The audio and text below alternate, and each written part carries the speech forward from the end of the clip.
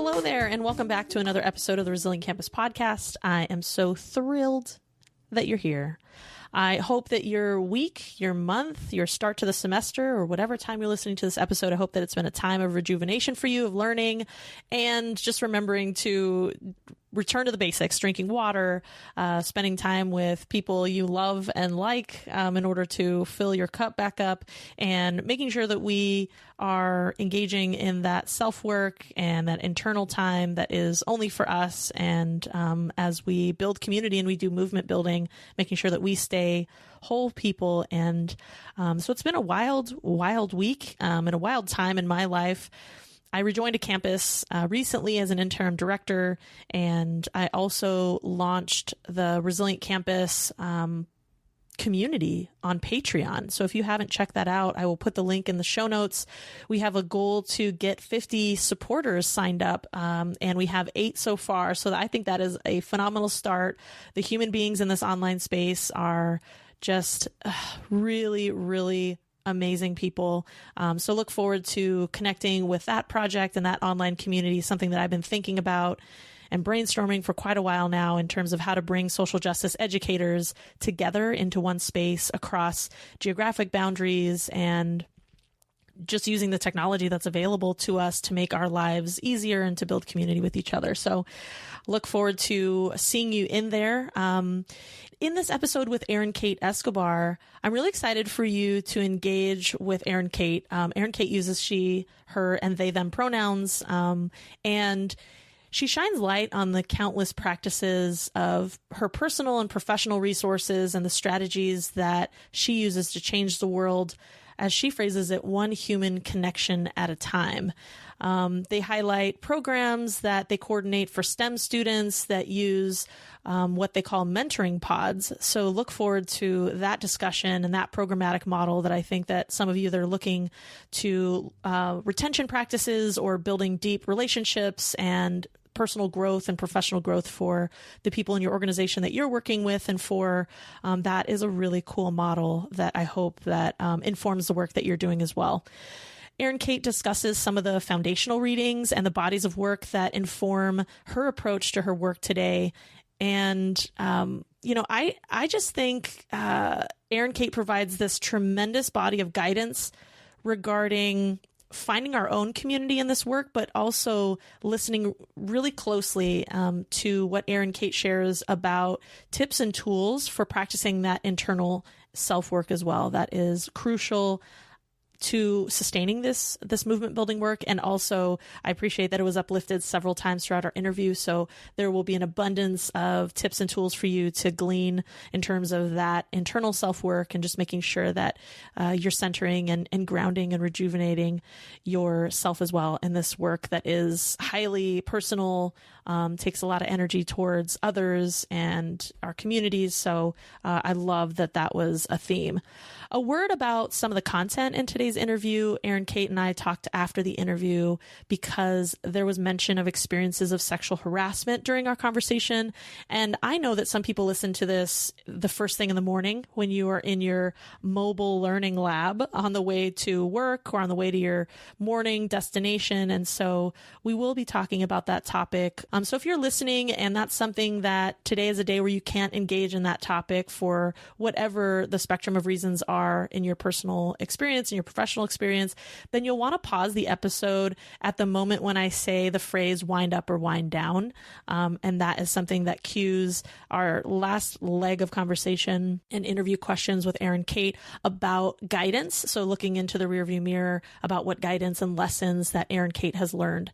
So if that's something that you just do not want to engage in today in this way, then I would suggest that you pause it there and return to it later if you want, or return to it not at all. So I will get out of your way for now. I hope that you enjoy this episode, and I very much look forward to connecting with you soon.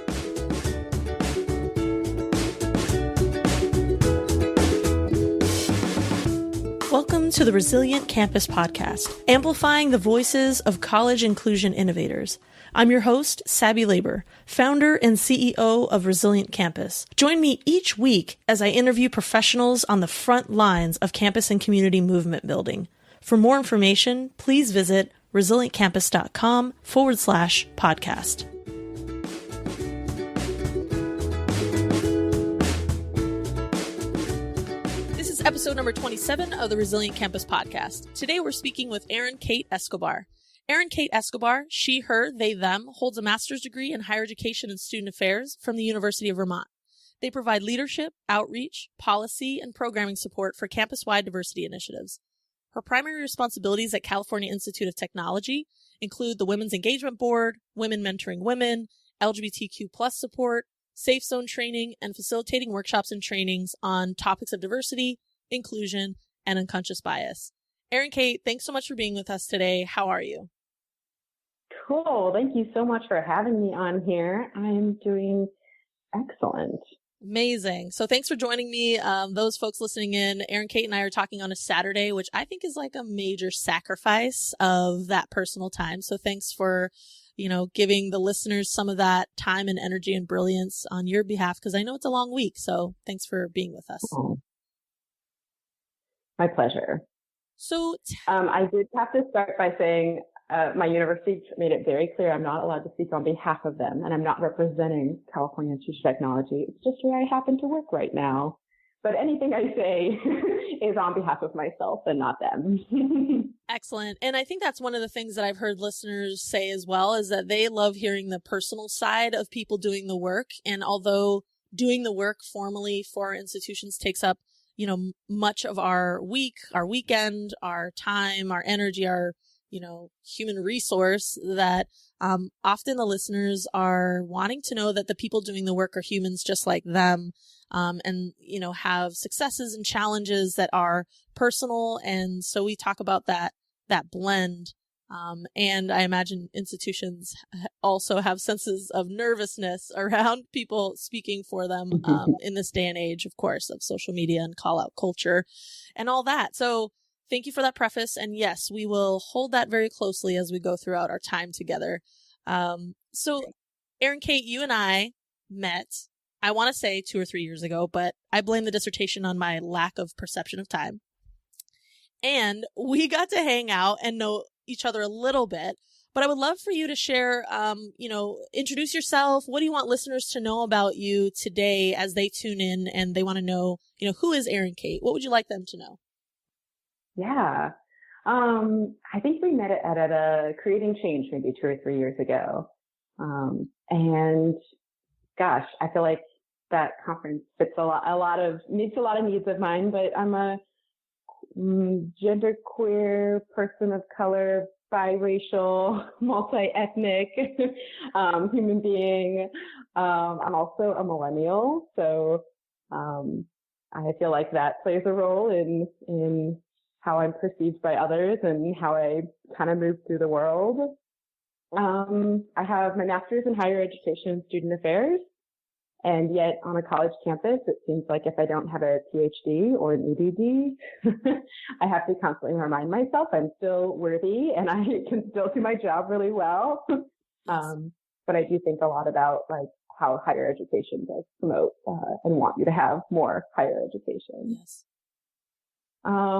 And I've also lately been super in tune with weight stigma and like diet culture and the way that kind of infiltrates the way we just engage with people, engage with each other, and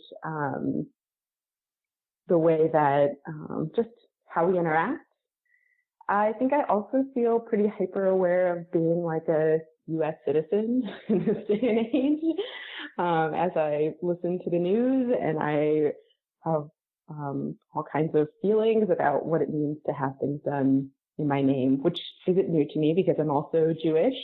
So it's this idea of something being done in your name or created on your behalf or without you choosing it also feels really brilliant. But now it feels like, oh, that also applies to another part of who I am. And I continue to like decompartmentalize and allow myself to be this intersectional being who, wants to move through the world every day with, I feel like a bit of optimism, even in spaces where, I feel like we're kind of on a Sisyphusian mission of pushing that rock up a hill.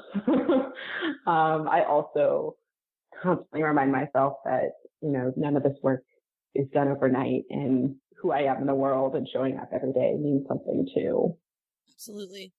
And you shared some of the identities that are salient for you as, as we're talking about the saliency of U.S. citizen and how that's sort of, one of those identities at this current social and political context that's being imposed, very strongly in terms of what that means in dominant culture and creating fear for our community members who do not have U.S. citizenship and the racialized lens on that, right? And so you mentioned some of the identities that are salient for you today. What are some of those others that might be at the core of who you are that you want listeners to know that are tuning in today? Other identities, the core of who I am. I feel pretty strongly rooted in being a Californian. I am on the West Coast. I was born and raised in this state, and indigenous to it. So I'm part Chumash also, and that's indigenous to Southern California. And I recently moved to Southern California just about 4 years ago. So I've been in Los Angeles for about 4 years now. And I think that feels like a salient identity doing this work in Southern California, in an industry town, in the town of Hollywood, where these conversations are happening a lot. And also working at like a STEM institution, all science, technology, engineering, and math. Definitely puts another lens on our work, and definitely it's such a cool place to get to work in and get to connect with minds of like astrophysicists and NASA people and my geology people, chemistry, like mechanical and civil engineering. When I ask my students or my staff or faculty what they study or when I'm looking them up online to find out more about them, I'm like, oh my gosh, let me go find out what all these words mean. So I think also the identity of not having a STEM background feels particularly salient in terms of wanting to relate to and wanting to connect with and wanting to like build bridges, and also needing to learn the language to like be able to make those bridges of like how a mechanical engineering brain is thinking about the world and how my like social justice education background brain is thinking about the world, and really wanting the work that we do to be accessible to everyone. So bringing it back down to like really the essentials. Wow. That's awesome. I mean, just thinking about building connections with people from a STEM background and, so I just appreciate you sharing all that, just kind of trying to build common understanding and common language to even start to build those bridges and connections. Like, what words are you using? What are you studying 24 hours a day that I don't even know what that word is, right? Like, yep. or that concept or that landmass that you're studying, that rock formation. That's awesome. So Erin-Kate, tell us about some of the work that you are doing in this environment to innovate around social justice, equity, and inclusion in higher education space. Sure. So the work that really drives me and what kind of like keeps me going is anything where people get to make those real human connections and learn about each other and learn about themselves in the process and build community. So I inherited a big mentoring program when I first got there. That's like one-on-one mentoring. And I kept that part of it. It's still one-on-one mentoring. And I added in another component where people can opt in to being in like a smaller group of 5. So I'm calling them pods. And so they're mentoring pods, and they're based off of having somebody who's like an undergrad, a grad, a postdoc, and a staff. So trying to get like the spectrum of experiences more than like all having different backgrounds or all having, or all being of the same, interest, less interest-based, more of like, let's make sure there's one of everybody on here to share your experience, because the topics each of those pods comes up with is I've kind of set up a curriculum, a 1-hour chunk of time that the leader of each of those pods that get like a, 1 hour facilitation training then can kind of facilitate this curriculum I give them on a monthly basis. And so they're facilitating these conversations and exercises around resilience, mental agility, how are we organizing our time? How do we deal with stress? How do we develop our awarenesses for what boundaries we even need to set? And then practicing saying no. There's another one on communicating our science and how are we doing that? And what does that look like? Thinking about strategic use and consumption of social media and people's online presence. In the science community, it's actually a little bit looked down upon to be really engaged in social media or to make your science accessible, because in some ways then you're not doing this high level science that, you know, other scientists are using. You're just kind of making things for the commoner, which it depends what your goal is in science, right? But at an R1 institution, the goal is really to propel and make more science. So sometimes I feel like students and staff who are drawn to like, I want people to know what it is we're doing and I want to break it down so that like anyone can understand it. They kind of get some pushback from like, well, that takes a lot of time. And how are you valuing your time? So helping people figure out, and also like changing of the guard and how social media plays such a big role, and like how we communicate science plays such a big role in how it gets funded and who has access to it and who's coming in next. So a lot of folks really care about that, but trying to figure out the balance of what that looks like.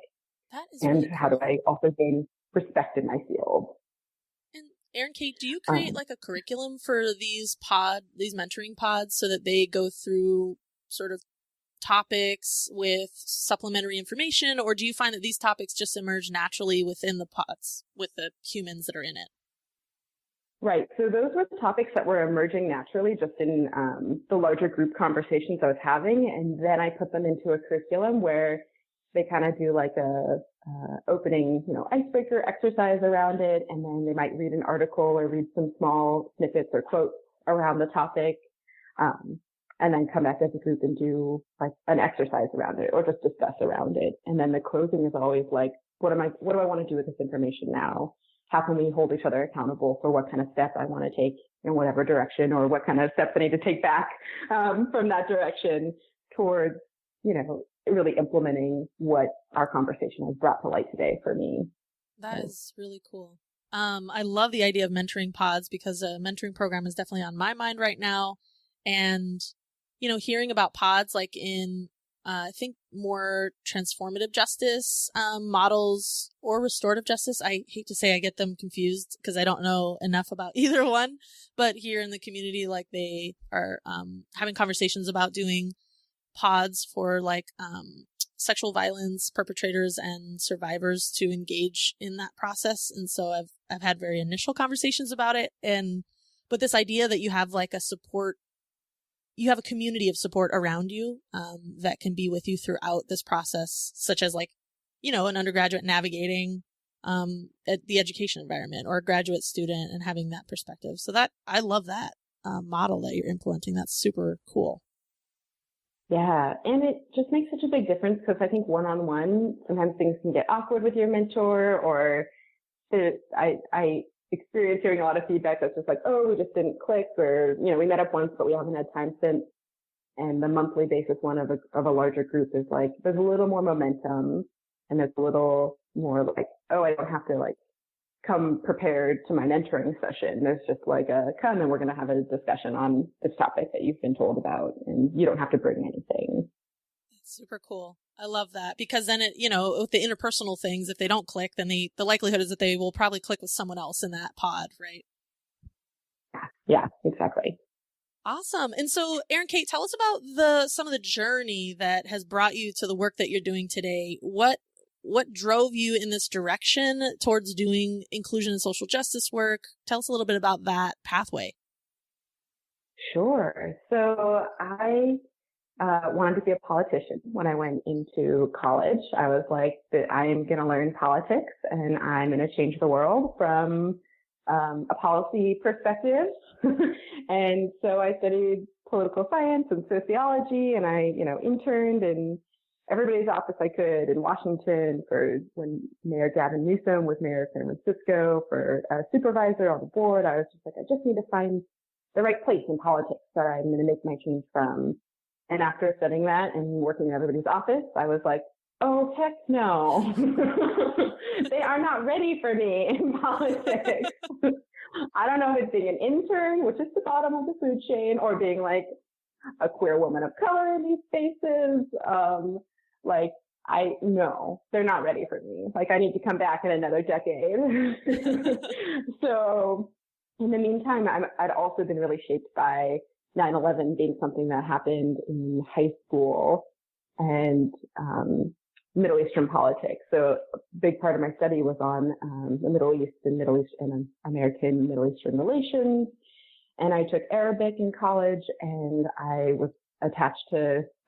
did a fellowship over Jews and Palestinians, doing intergroup dialogue work and transformative conflict transformation work in the Balkans for 5 weeks. So that fellowship really shaped being like, oh, I really want to dig into what it means to be an American Jew and socially justice minded and make change in this really, really sad, ongoing, awful conflict that's happening. So then I was like, okay, American politics isn't for me. I'll move to the Middle East and I'll work on something there.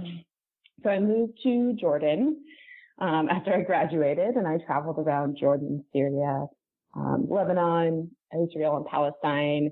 And after about 6 months, I was like, oh yeah, I'm a queer, non-binary person of color who really wants to go back to my country and not feel like a colonialist everywhere I go. And I was like, yeah, this is great. And there's a lot of great work happening here, but I just feel like another form of colonialism coming in. So I came back here and I worked in nonprofits. And after a couple years of working in nonprofits, I was like, oh, there's something here that I really like. And that's like the mentoring part, and that's the coaching of people part. And that's like the human to human interaction of like helping people get what they want. And I remembered really having that in college from a student affairs professional who had been like, don't you want to come do student affairs? And I was like, no, the ivory tower. You've already weeded out so many people. I need to go work with the people. And about 4 years later, I called him up and was like, so where did you go to school? What kind of degree did you get? And how do I get into student affairs? Because I'd really like to work in multicultural student services like you did. Very cool. Yeah. And so that's what sent me to the University of Vermont. And my goal was always to get to work in diversity and inclusion work. I just knew that that fed my soul, and finding a space in like a dialogue group allowed me to like be my whole self for the first time in my life. And I didn't feel as compartmentalized as I did when I went into like every separate identity group that I identified with. But finally I was in a space where it was like, bring your whole self and let's talk about all of it. Which I think those other groups also can have, but we have to work a little bit harder at it.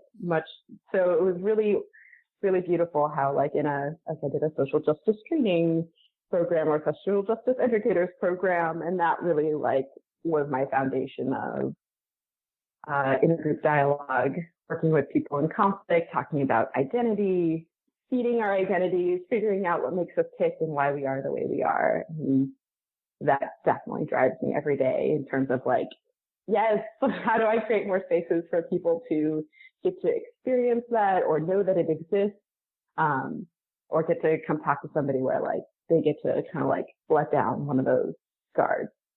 I love that, because those are so core to the work that people are like having trouble engaging their campus communities in today, is like how to engage in conflict, how to stay respectfully in dialogue, how to deal with identities, experiences of difference. And it sounds like you, and I don't know if this is my network and a lot of people coming from the University of Vermont, but a lot of the folks that I talk to that are doing this work from that place of intergroup dialogue and some of the like communication models, some of the essential pieces of how we do this work day to day, they come from University of Vermont. I don't know if that's my network or if that's just like a thing in the field.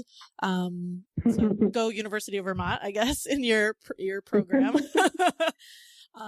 But I'm super grateful that you have those skills moving into the field, because I talk with colleagues day in and day out that they're just throwing their hands up. Like, I don't know what to do with free speech, and I don't know what to do with students just not wanting to engage with each other, and social media throwing its own layer of superficial type of, sort of making us more inclined to this sort of call out culture that's happening. So kudos to you for practicing and, being interested in those skills, practicing them, refining them. And then it sounds like really bringing that work into how you're helping students and, the professionals in mentoring relationships be able to build connections with each other.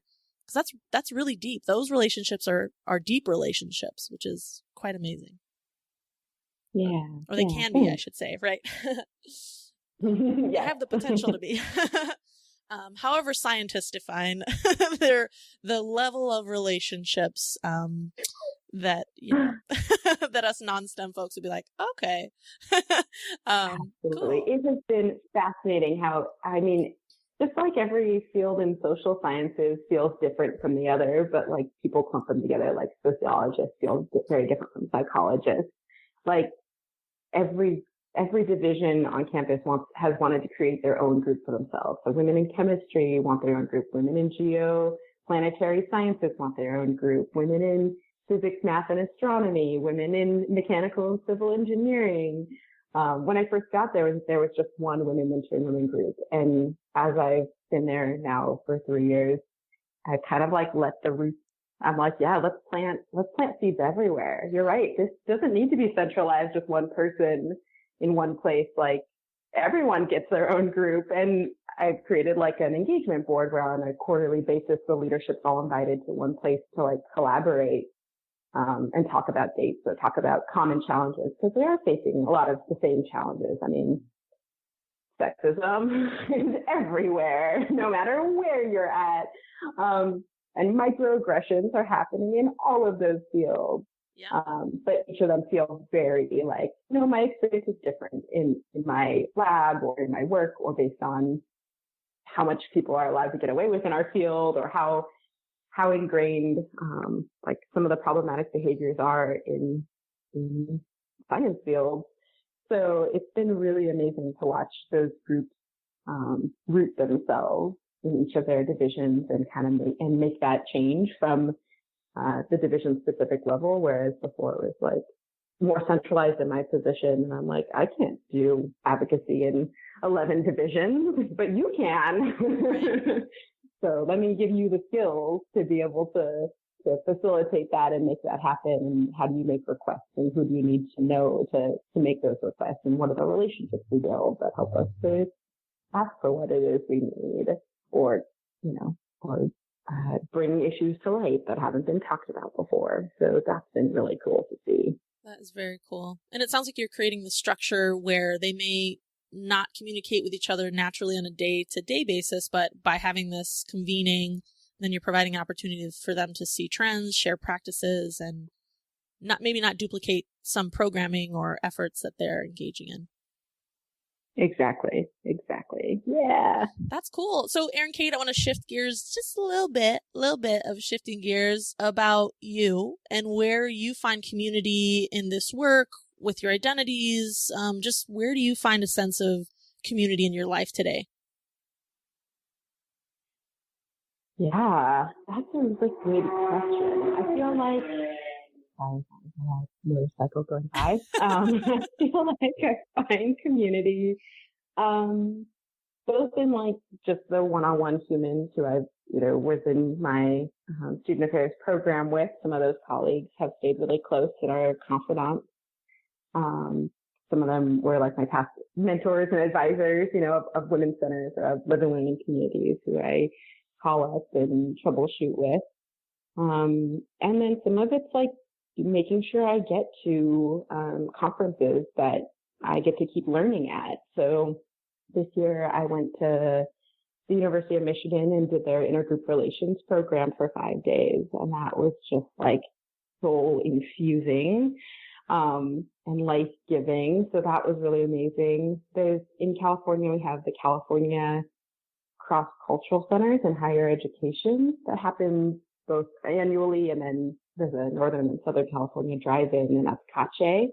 And that definitely gives me life, just to get together with other folks who are working in diversity and inclusion on campuses and hearing the struggles and talking about what's going on and how do we support each other and how do we do this work in challenging times. That's amazing. And somebody just created like a regional Southern California Women's Center specific group too. And I kind of consider myself a Women's Center of one in some ways. So that was a really nice group to connect with, of local colleagues.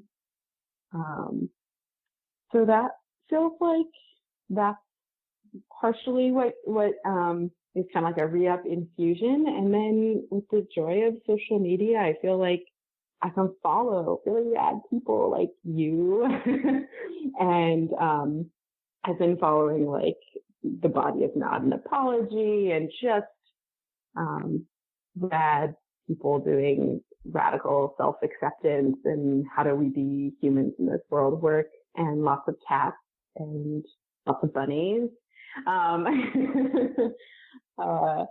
to like fill my cup. And it's interesting because like I don't really post to Instagram, and I don't really have very many like, I have a couple like friends who I talk to in person, but really most of my Instagram following is like radical healing justice and like queer tarot card creators and rad LGBTQ queer witches, and just like people of color who have like found ways to push back. And that's just really inspiring.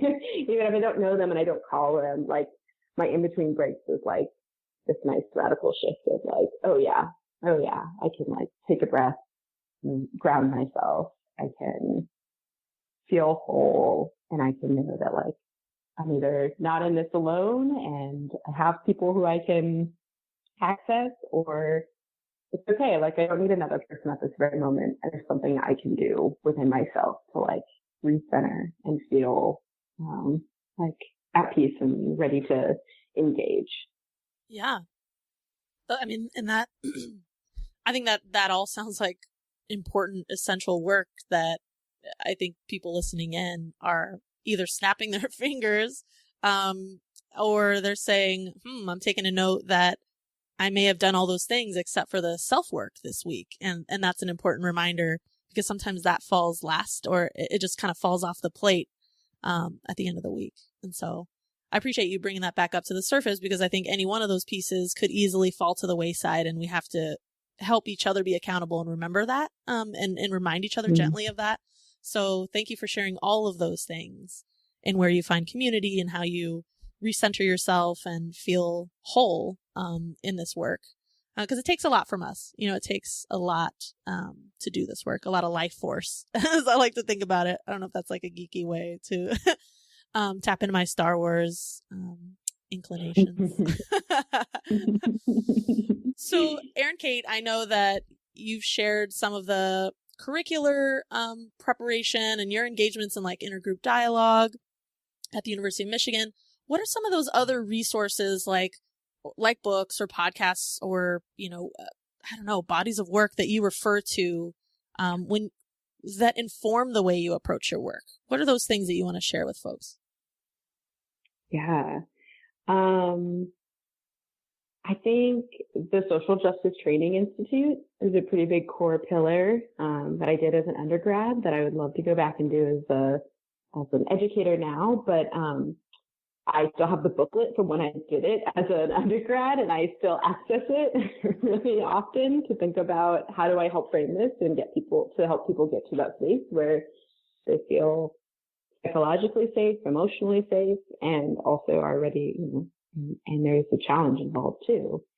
So I can't speak highly enough about that program being a pillar. I've been reading Adrienne Maree Brown, Emergent Strategy, and that's been giving me life. I've kind of looked at some of what she's talking about and tried to create exercises out of that around how do I help plant these seeds in other people so that they can see the agency that we can have, even in times when we feel like, what's my option? My option is to give up or to give up or to try and be shot down, So always trying to find ways to instill that agency and resilience and motivation. And there's another word I'm looking for that's not coming to me.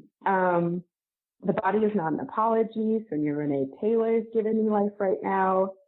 And I just started this book, but I'm really liking it. It's called Trauma Stewardship, and it's an everyday guide for caring for self while caring for others.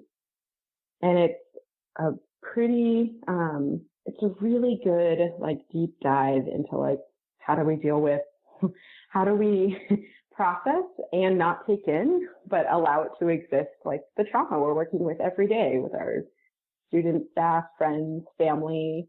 And I feel like social workers get more of this background in how to deal with the trauma that's coming at them. And in student affairs, we have to kind of find that for ourselves because we're not taught case management skills necessarily, or that how do I not internalize the trauma or take personally what's happening on this large scale that's personally affecting me, but I still have to manage what's happening right now.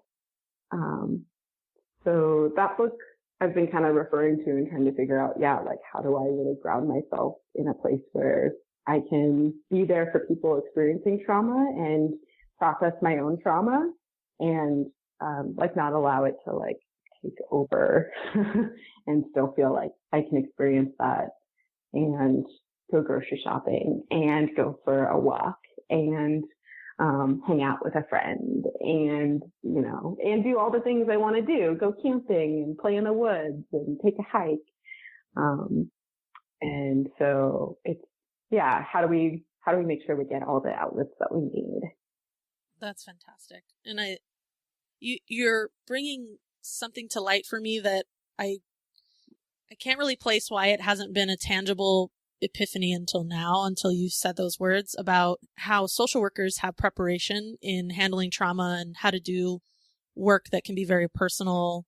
And these are my words, but doing work that is very personal and not taking it personally, I think was one of the things that you mentioned, and how that might be the next wave of, social, or I would say student affairs preparation programs, infusing that into the curriculum to prepare future professionals in terms of how to navigate institutions that can traumatize and do cause harm sometimes on our community members. And it's okay, well, how do we not internalize that? How do we not take that on? How does it not burn us out? And social workers get that in their professional programs. And I wonder if that's the next frontier of, or again, I'm bringing in, I think maybe that was Star Trek, but bringing in the next wave of preparation into the curriculum as these student affairs programs evolve and meet emerging needs. Yeah. Cool. Oh, I love that idea. I love that. I love that you're reading Adrienne Maree Brown. I talk with so many people doing this work today.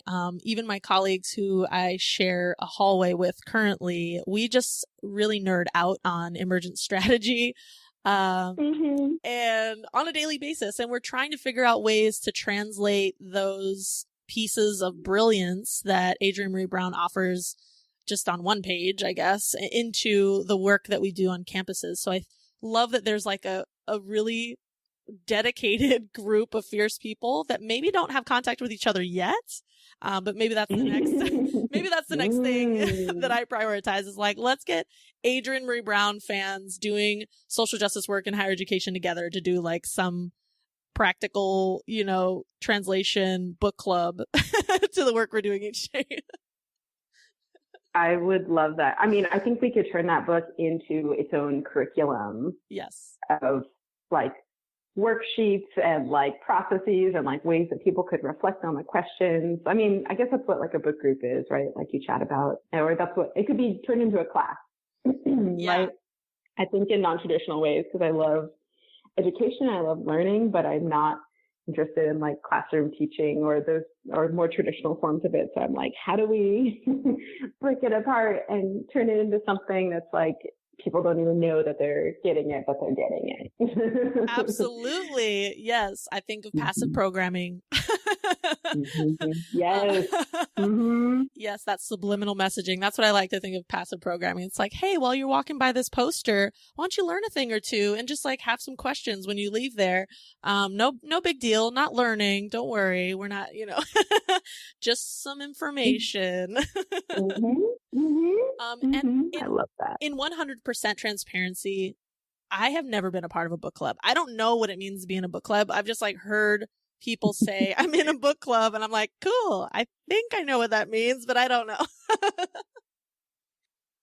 I am right there with you. I hear of other people in them, and I've heard of like more functional ones and more dysfunctional ones. So I feel like just like any group, it can meet as often and be as, in depth, or it can be like, a wine club with books on the side.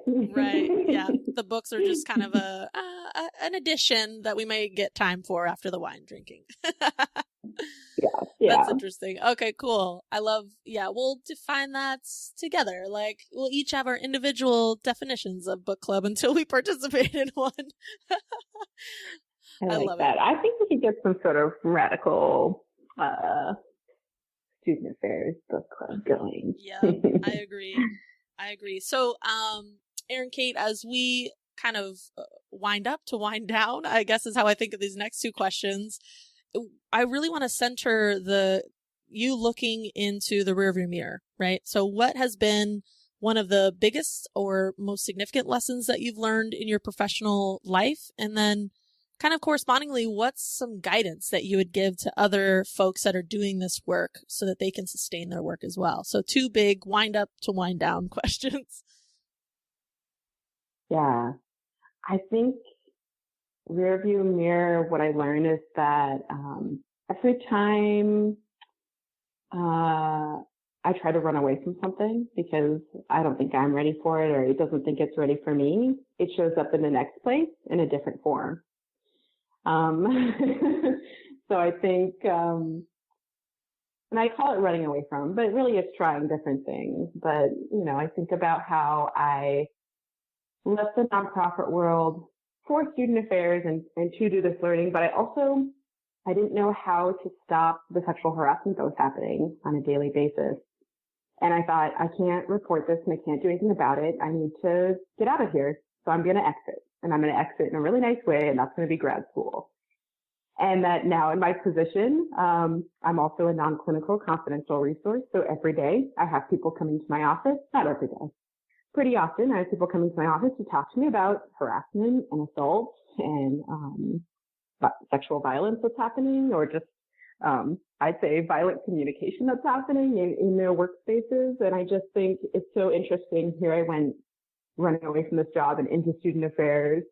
And I was like, no, I can't, I don't know how to deal with this. I don't want to, with all the thought process that comes with, I don't want to ruin this other person's life. And maybe I'm partially responsible, and all these pieces that now I work with people on, and I've done a lot of reading on, and I've done a lot of work on, and I work with individuals on. So I just think fascinating what the world gives us, but the pieces are like, trying to run away from politics because I'm too much of a queer mixed race person of color for that to be like, oh, now I'm a queer mixed race person of color for my job. I found it showed up again. It doesn't go away. It comes right back around. So for anyone who's like facing those things in their spaces around I'm not enough, or what our challenges or walls we're coming up against, to know that like, I don't know, the universe is going to find a way for us to like work through it. And I think there's a lot of healing in it, but I think there's also a lot of like, oh yeah, we can't escape any of these things we're working on. We just we can't go around them. We can temporarily, but I think they come back for us. And so that's been this really big piece of, how do I, in the now, how do I ground myself and feel whole and make sure that I like to go running in the mountains or swimming on my lunch break or grocery shopping. I love grocery shopping is my de-stress. So like, I love to go roam aisles after work if I need to. I'm like, I just want to hang out in the canned aisle section and like pick up a few things I don't know I needed in my cupboard. I love knowing that. Grocery shopping, or like, I've never seen this vegetable before. I should try to cook something with this. I love cooking. So it's like making time to look at recipes and try something new and spend time with people I love, my partner, our cat, friends. But definitely like finding those ways to escape. Actually, another huge resource to me was, that I actually did when I was unemployed and looking for work, was the Artist Way. And it's a 12-week, like, how do you bring creativity back into your life? And one of the biggest takeaways from that was taking yourself on artist dates and alone time. And that's something I definitely struggled with, being alone for many hours of the day, but reframing it as this opportunity to like date myself and see how that feels, and infuse like, how can I allow this to be a creative time and space instead of like oh gosh, why is nobody with me? I'm all alone here. Nobody's going to find me. Why isn't somebody else to enjoy this experience with me, but just getting to take it in for myself. So I think finding ways to continuously date myself and reach for what is it that drives me and how do I get to be my best self, whatever that looks like on a daily basis. That doesn't mean being a perky, happy person every day necessarily. It just means like, this is who I am in this moment. Can I be authentic to it? And also, what would help me to be who I know I want to be in this time and space. So that's really making sure to get that. For me, that's like movement and human connection as often as I can. And that time for self-reflection and self-care on my own time, whether that's journaling or doing a program or meeting up with a friend for a walk or listening to a podcast, any of those things. Yeah. Thank you so much for sharing all that. I love that even as you're looking in the rearview mirror, it is interconnected to the self-work that you've noted is of top importance for you in order to ground and be whole and restore, yourself on a daily basis. And then, that's also connected to the lessons that you've learned. And Erin-Kate, I know that you mentioned something to myself and the listeners about experiencing sexual harassment and I just want to say that I think that, one, I'm sorry to hear that was your experience and that happened to you. And we don't often talk in the field about what it means to do this work and have those experiences within the systems that we are trying to work within, and how that is a very particular experience in which there is currently, to my knowledge, not enough advocacy and support and dialogue and awareness around what that means, to be a person charged with doing the work, or one of the few people charged with doing the work in a system that is also causing harm on us. So I want to, I wanted to pause there, not to cause any feelings of dwelling on it. I want to, one of the things that I want to do is just note that I think sometimes we share those experiences, and because they're so prevalent, that we kind of move on to the next thing. And I just want to pause it and be like, no, that's not okay. And thank you for sharing it with us, because I know that people offline tell me about these experiences, and they are prevalent, and we do need to address them. And like, part of it is that I hear people saying, well, it's how systemic sexism and transphobia and homophobia and racism show up in the institutions. And I'm like, yes. And like, what are we, what do we do about it to prevent us from burning out, to prevent us from being harmed, I guess, I think in irreversible ways, that, because we need to do the work but also we need to be well. It's like, so I don't want to, I think about that frequently. And so I just want to note to listeners who are listening in as well that, if you're interested in engaging these conversations, that I think that we should convene around that and make sure that we're supporting each other in these experiences, because I don't think because they're systemic that we should just move on to the next. Sometimes I think it's like, let's pause and say it happened and say that it's terrible and that it shouldn't happen. And, So thank you. I really appreciate that. Yeah. And I just know, I know that you're a wonderful human being. When I met you and I feel like we were in a cold weather place. Like, were we in Chicago? Might have been. Yeah. Okay. Because I remember we were like freezing our buns off. I just remember that, like all the jackets and the wind. So I'm thinking Chicago.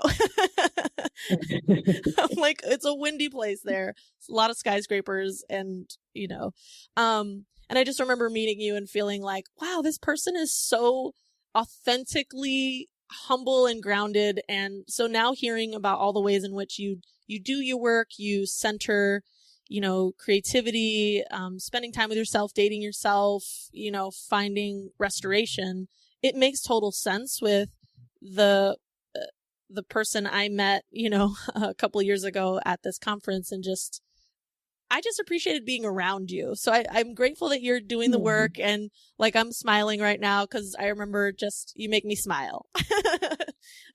Oh, Sally, that means the world to me. That's very, very kind. And that feeling is totally mutual. I was like, how do I figure out how to work with this person?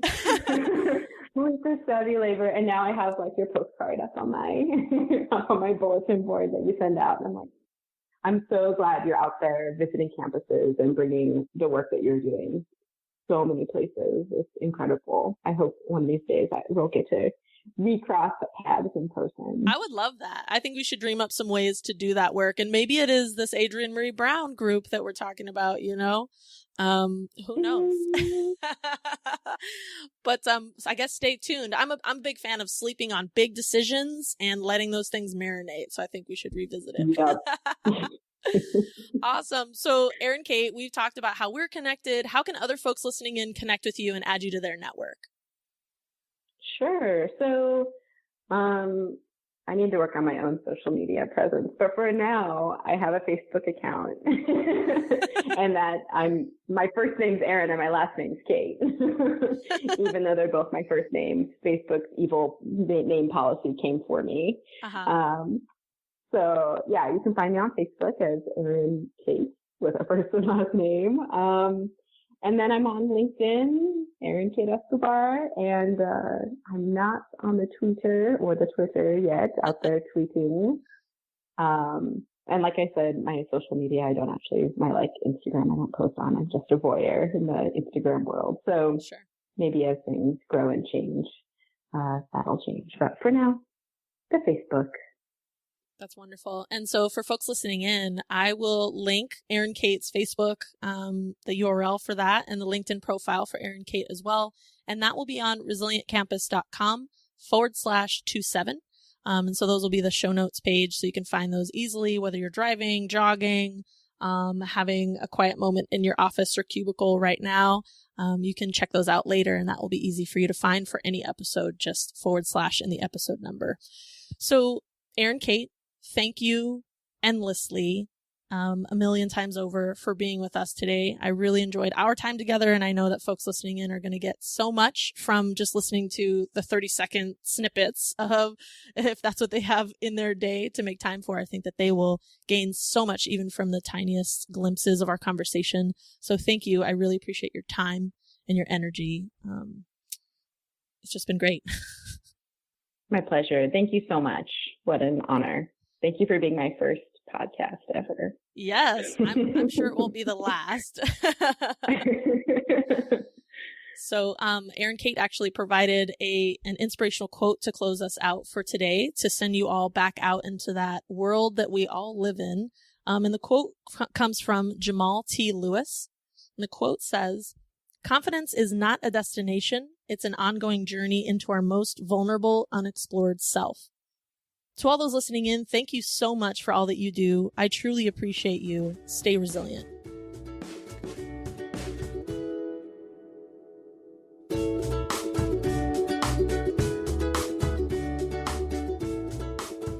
Thanks so much for tuning in. Head on over to iTunes, SoundCloud, or Stitcher to subscribe to this podcast so you don't miss out on a single episode.